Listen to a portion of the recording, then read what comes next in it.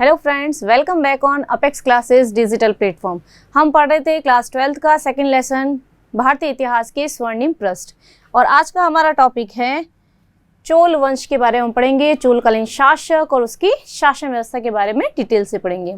सबसे पहले हम देखते हैं चोल वंश की जानकारी के स्रोत, यानी इसकी जानकारी के स्रोत हमें कहाँ से मिलते हैं, किसके अंदर चोल वंश की या चोल शासन की या चोल साम्राज्य की जानकारी मिलती है। तो सबसे पहला जो स्रोत है वह है पाणिनि की अष्टाध्यायी। पाणिनि लेखक का नाम है और रचना का नाम है अष्टाध्यायी। अष्टाध्यायी पाणिनि की अष्टाध्यायी। इसके अलावा दूसरी है कात्यायन की वार्तिक। कात्यायन की वार्तिक है। इसके अलावा महाकाव्य है हमारा महाभारत, इससे भी हमें जानकारी मिलती है। इसके अलावा कौन सा साहित्य, संगम साहित्य से भी हमें चोलकालीन इतिहास की जानकारी मिलती है। संगम साहित्य कौन सा है, जिसमें दक्षिण भारत का लगभग इतिहास मिलता है, ठीक है ना, जिसको तमिल साहित्य के नाम से भी जाना जाता है। ध्यान रखना है आपको, संगम साहित्य जिसको तमिल साहित्य के नाम से भी जाना जाता है, जिसमें लगभग दक्षिण भारत के जो भी राजवंश हुए थे, चालुक्य है, चैर है, पांड्य है, इन सबकी समझ जानकारी, चोल शासन है, इन सबकी समझ जानकारी में किसे मिलती है, संगम साहित्य में। इसके अलावा इतिहासकार टॉलमी, इनके क्या जो लेख हैं, इनके जो ग्रंथ है, उसमें भी हमें चोलकालीन इतिहास की जानकारी देखने को मिलती है। नेक्स्ट हम पढ़ते हैं चोल शासकों की राजधानी कौन सी थी। एक नंबर के क्वेश्चन में पूछा जाता है, पहले तो पूछा जाता है कि चोल शासकों की प्रारंभिक राजधानी कौन सी थी, शुरुआत की जो राजधानी थी वो कौन सी थी, ठीक है ना। तो अगर अपन प्रारंभिक राजधानी की बात करें तो प्रारंभिक राजधानी उत्तरी मनलूर थी। कौन सी थी, उत्तरी मनलूर। उत्तरी मनलूर, ठीक है ना। कई बार एक नंबर के क्वेश्चन में क्वेश्चन पुटअप होता है कि चोलों की प्रारंभिक राजधानी कौन सी थी, तो चोल शासन की या चोल शासकों की प्रारंभिक राजधानी कौन सी थी, उत्तरी मनलूर। उसके बाद में जो अन्य राजधानियां थी वो कौन सी थी, एक तो थी उरेयूर और इसके अलावा थी तंजावुर।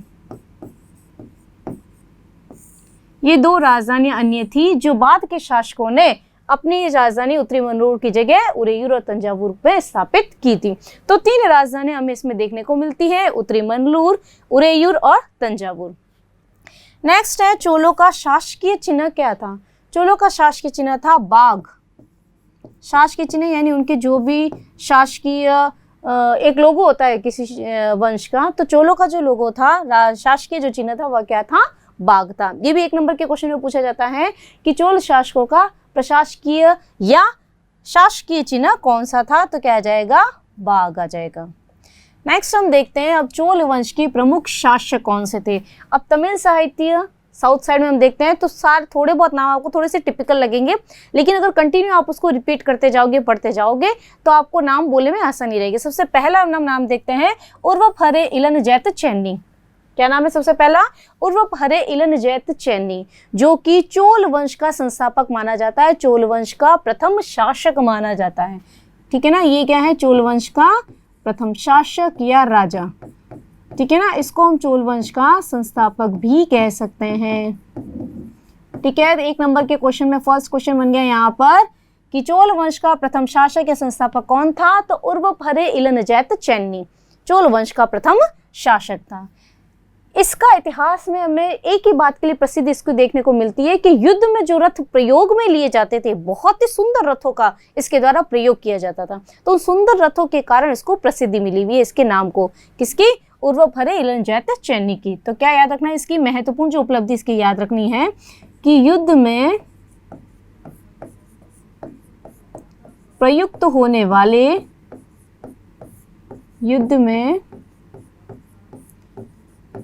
होने वाले सुंदर रथों के लिए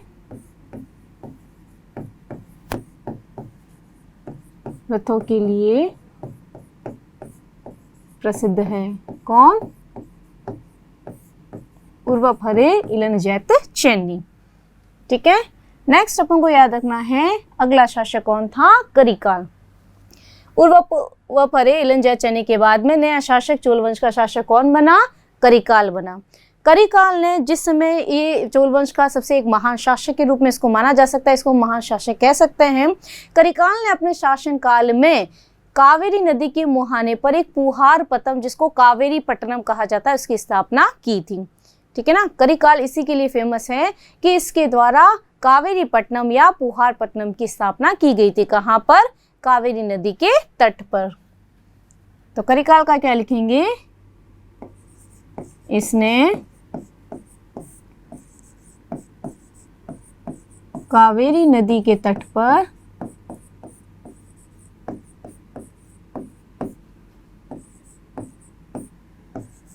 पुहार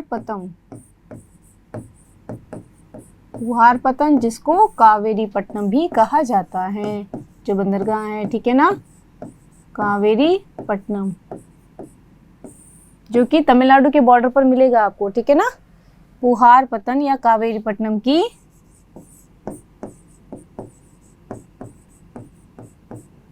स्थापना की। ठीक है, नेक्स्ट शासक हम देखते हैं विजयालय।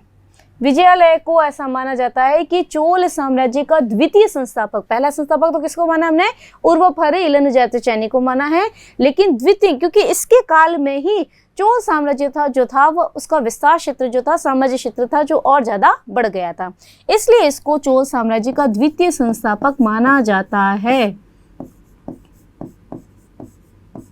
चोल साम्राज्य का एक नंबर का फिर क्वेश्चन पुटअप होता है यहाँ पर, चोल साम्राज्य का द्वितीय संस्थापक किसे कहा जाता है या किसे माना जाता है, तो चोल वंश का द्वितीय संस्थापक विजयालय को माना जाता है। ठीक है, चोल साम्राज्य का द्वितीय संस्थापक। नेक्स्ट हम देखते हैं अगला शासक कौन था, आदित्य प्रथम। आदित्य प्रथम की क्या उपलब्धि है कि इसने प्रारंभिक समय में ही अपने साम्राज्य के राज्यारोहण के समय में ही चोल साम्राज्य का विस्तार करना शुरू कर दिया था। इसकी एक महान उपलब्धि मानी जाती है कि इसके द्वारा पल्लव वंश का जो शासक था अपराजित, उसको पराजित करके इसने संपूर्ण पल्लव साम्राज्य को चोल साम्राज्य के अंदर शामिल कर लिया था। ये इसकी एक महान उपलब्धि थी। तो आदित्य प्रथम का क्या लिखेंगे हम, आदित्य प्रथम ने इसने पल्लव नरेश या पल्लव शासक,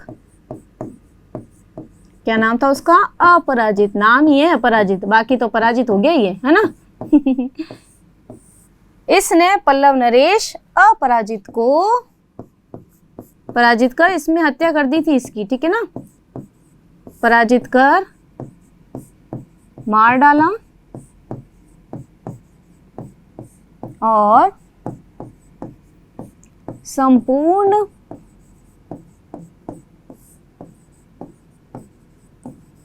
पल्लव राज्य को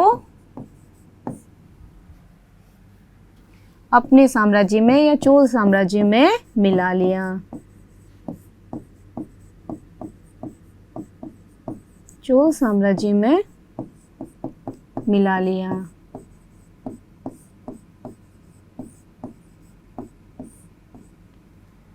ठीक है, नेक्स्ट हम देखते हैं राजराज प्रथम। चोल वंश का सबसे महान और प्रतापी शासक जो था वह कौन था, राजराज प्रथम था। इसके द्वारा इसने अपने प्रारंभिक अभियानों में चालुक्यों को, मदुरा को, पांड्य को और दक्षिण मैसूर के जो गंग राजा थे उनको इसने पराजित किया था। ये इसकी महान उपलब्धि थी कि इसने अपने साम्राज्य का सर्वाधिक विस्तार किया था। राजराज प्रथम का एक और महत्वपूर्ण कार्य था कि इसने स्थानीय स्वशासन को बहुत ज़्यादा महत्व दिया, उसको प्रोत्साहन दिया कि हर क्षेत्र में छोटे छोटे स्तर पर लोगों को स्वायत्ता प्राप्त होनी चाहिए। ठीक है ना, वहाँ का शासन प्रबंध अलग अलग अधिकारियों के द्वारा निर्धारित किया जाना चाहिए, जिससे कि शासन को सुचारू रूप से संचालित किया जा सके। इसकी एक और महान उपलब्धि थी कि इसने भूमि का सर्वेक्षण करवाया, उसकी माप करवाने का प्रमुख कार्य किया, जिसके आधार पर इसने कर का निर्धारण या उपज के आधार पर कर का निर्धारण किया था। तो ये भी एक इसकी महान उपलब्धि है। इसके अलावा स्थापत्य कला में इसकी एक सबसे महत्वपूर्ण उपलब्धि है कि राजराज प्रथम के द्वारा तंजौर में राजराजेश्वर मंदिर का निर्माण करवाया गया। ये इसकी महान उपलब्धि है चोलकालीन स्थापत्य कला में, ठीक है ना। तो राजराज प्रथम में हम क्या क्या बातें हमको याद रखनी है। सबसे पहली बात तो है कि इसने चालुक्य, मदुरा, पांड्य व दक्षिण मैसूर के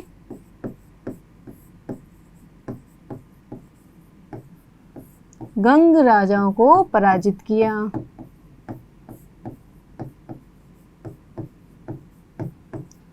गंग राजाओं को पराजित किया, सबसे पहली उपलब्धि तो इसकी यही है, ठीक है।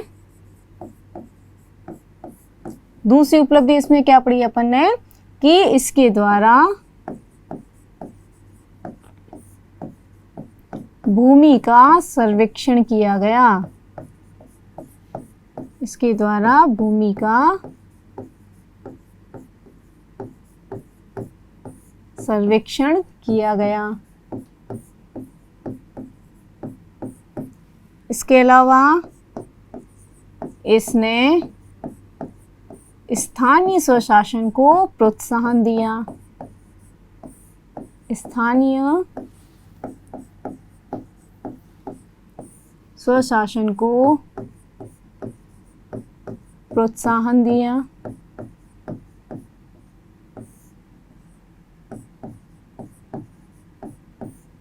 और स्थापत्य कला में इसकी महत्वपूर्ण उपलब्धि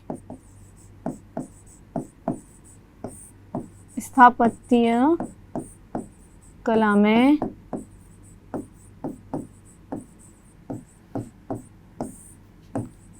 महत्वपूर्ण योगदान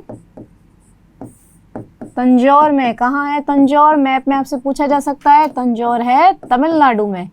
कहाँ है तंजौर? तमिलनाडु में, ओके।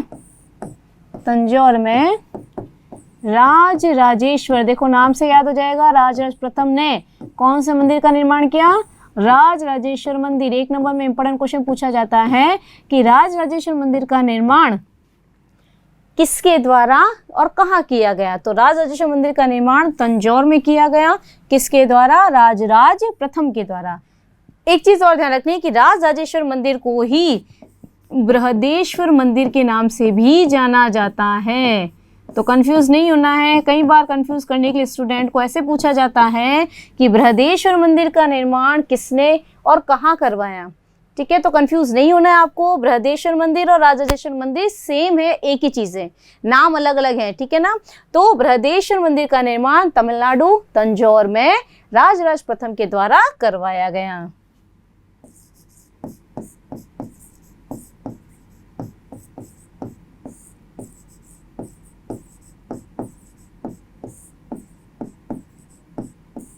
ओके।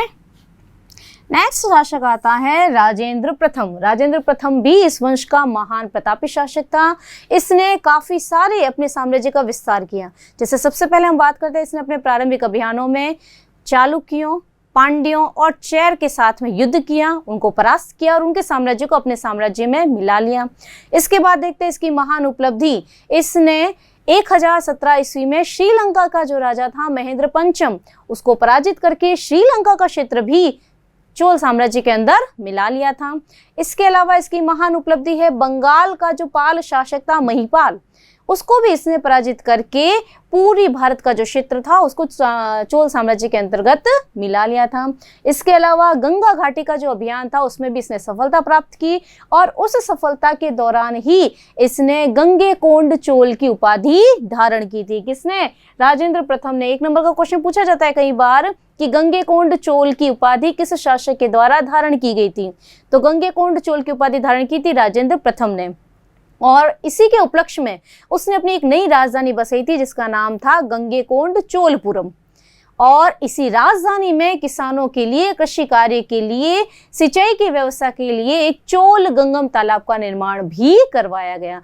तो इसको हम एक महान शासकों की श्रेणी में रख सकते हैं, जिसके द्वारा अपने साम्राज्य के विस्तार के लिए, शासन व्यवस्था को संचालित करने के लिए काफी सारे कार्य इसके द्वारा किए गए थे। तो क्या क्या चीजें याद रखनी है अपन को राजेंद्र प्रथम ने, कि सबसे पहले इसने चालुक्य, पांड्य व चैर शासकों को पराजित किया। चैर शासकों को पराजित किया, पहली उपलब्धि तो ये याद रखनी है। ओके, दूसरी चीज हमको याद रखनी है, इसने, किसने, राजेंद्र प्रथम ने 1017 ईस्वी में, लगभग अपने शासन के 5वें या 6ठे वर्ष का काल है, 1017 ईस्वी में श्रीलंका, जिसको सिंहल द्वीप कहते हैं, उस समय क्या नाम था श्रीलंका का, सिंहल कहते थे, ठीक है ना। तो श्रीलंका का जो राजा था, श्रीलंका के राजा महेंद्र पंचम, 1 नंबर के क्वेश्चन में पूछा जा सकता है कि राजेंद्र प्रथम के समय श्रीलंका का राजा कौन था, तो महेंद्र पंचम, ठीक है ना। राजा महेंद्र पंचम को पराजित करके, ये सबसे महान उपलब्धि है, ठीक है ना, पराजित किया व संपूर्ण श्रीलंका को अपने साम्राज्य में मिला लिया। संपूर्ण श्रीलंका को अपने साम्राज्य में मिला लिया।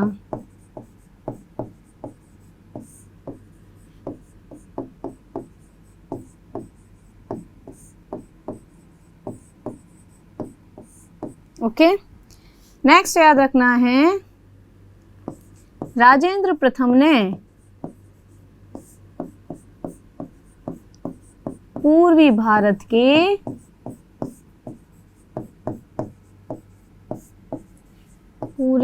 के बंगाल के पाल शासक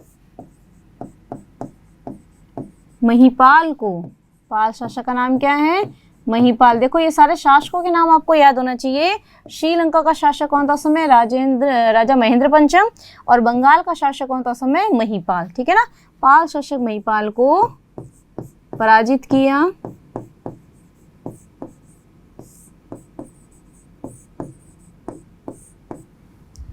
नेक्स्ट क्या याद रखना अपन को, गंगा घाटी अभियान में सफलता के बाद,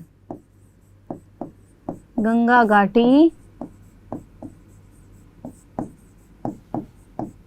अभियान में सफलता के बाद, गंगा घाटी अभियान सफलता के बाद कौन सी उपाधि धारण की, गंगेकोंड चोल। याद रखनी, उपाधि का नाम किसके द्वारा धारण की गई थी, राजेंद्र प्रथम के द्वारा, ठीक है ना। गंगेकोंड चोल की उपाधि धारण की, मोस्ट इंपोर्टेंट क्वेश्चन है ये, ठीक है ना। उपाधि धारण की तथा नई राजधानी याद रखनी है। कौन सी नई राजधानी बनाई इसने, नई राजधानी गंगेकोंड चोलपुरम, गंगेकोंड चोलपुरम, ये एक नई राजधानी इसके द्वारा स्थापित की गई।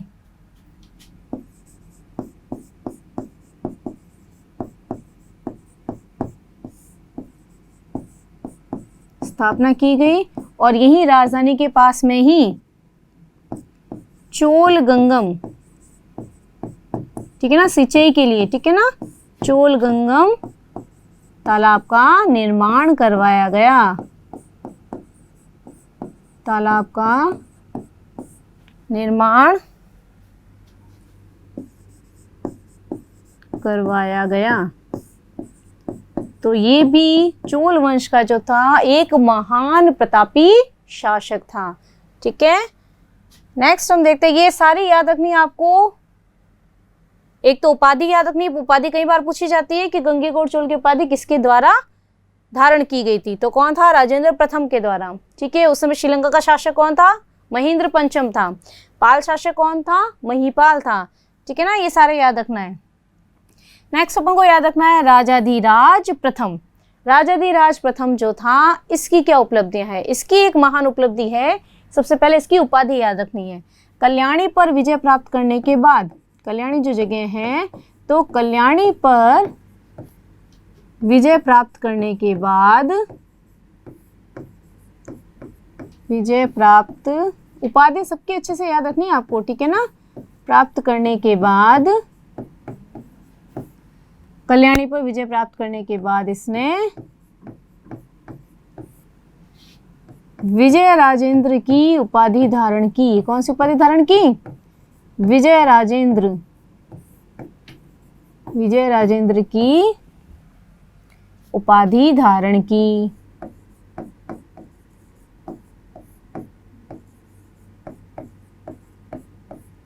नेक्स्ट याद रखना है, मोस्ट इंपोर्टेंट, कई बार पूछा जाता है, कोप्पम का युद्ध। कोप्पम का युद्ध मोस्ट इंपोर्टेंट है, कई बार कंपटीशन एग्जाम में भी पूछा जाता है, 12th बोर्ड में भी 1 नंबर का क्वेश्चन पुटअप किया जाता है। कोप्पम का युद्ध कब और किनके बीच हुआ। ठीक है ना, मोस्ट इंपोर्टेंट है, अच्छे से याद रखोगे। कोप्पम का युद्ध हुआ था 1052 ईस्वी में। सबसे पहले तो ये याद रखना है, कोप्पम का युद्ध कब हुआ था, 1052 ईस्वी में कोप्पम का युद्ध हुआ था। किस किस के बीच, एक तो है राजाधिराज प्रथम, राजाधिराज प्रथम, और किसके बीच हुआ था, चालुक्य नरेश सोमेश्वर के बीच। चालुक्य राजा कौन था, चालुक्य नरेश सोमेश्वर के बीच ये युद्ध हुआ, और इस युद्ध में राजेंद्र प्रथम जो था वो मारा गया। ठीक है ना, ये बात अच्छे से याद रखनी है, क्योंकि 1 नंबर में मोस्ट क्वेश्चन पूछा जाता है कि कोप्पम का युद्ध कब और किसके मध्य हुआ। कोप्पम का युद्ध 1052 ईस्वी में राजाधिराज प्रथम और चालुक्य नरेश, ये तो है चोल नरेश, राजाधिराज प्रथम और चालुक्य नरेश कौन था, सोमेश्वर, इन दोनों के मध्य में युद्ध हुआ था। कहाँ पर हुआ था, कावेरी नदी के तट पर। ठीक है ना, ये युद्ध कहाँ पर हुआ था, कावेरी नदी के तट पर हुआ था। कावेरी नदी के तट पर यह युद्ध हुआ था। इस युद्ध में राजाधिराज जो था वह मारा गया था। ठीक है ना, अब एक क्वेश्चन और बनता है कि चोल वंश का अंतिम प्रतापी शासक कौन था। अगर अंतिम प्रतापी शासक, देखो 2 चीजें आएगी, एक तो आपसे पूछा जाए अंतिम प्रतापी या महान शासक पूछा जाए। ठीक है ना, अंतिम महान या प्रतापी शासक पूछा जाए तब तो कौन था, कुलोतुंग। कौन था, कुलोतुंग जो था वह अंतिम प्रतापी शासक था। लेकिन अगर पूछा जाए केवल चोल वंश का अंतिम शासक कौन था, अगर पूछा जाए चोल वंश का अंतिम शासक कौन था, अंतिम प्रतापी नाम आता है तब तो कुलोतुंग था, कुलोतुंग था। ठीक है ना, और अगर केवल ये पूछा जाए अंतिम शासक कौन था चोल वंश का, तो वह कौन था, राजेंद्र तृतीय। दोनों में याद रखना है। ठीक है ना, राजेंद्र तृतीय तो था अंतिम शासक, और अंतिम प्रतापी शासक या महान शासक का पूछा जाए तो कौन था, कुलोतुंग जो था वह इसका अंतिम महान या प्रतापी शासक था। ठीक है ना, थैंक यू। सब्सक्राइब करें हमारा apex classes edutech YouTube channel, साथ ही बेल आइकन को क्लिक करना बिल्कुल ना भूलें, ताकि आगे आने वाले सभी यूट्यूब वीडियोस की अपडेटेड नोटिफिकेशंस सबसे पहले आपको मिले। Apex classes edutech, subscribe now.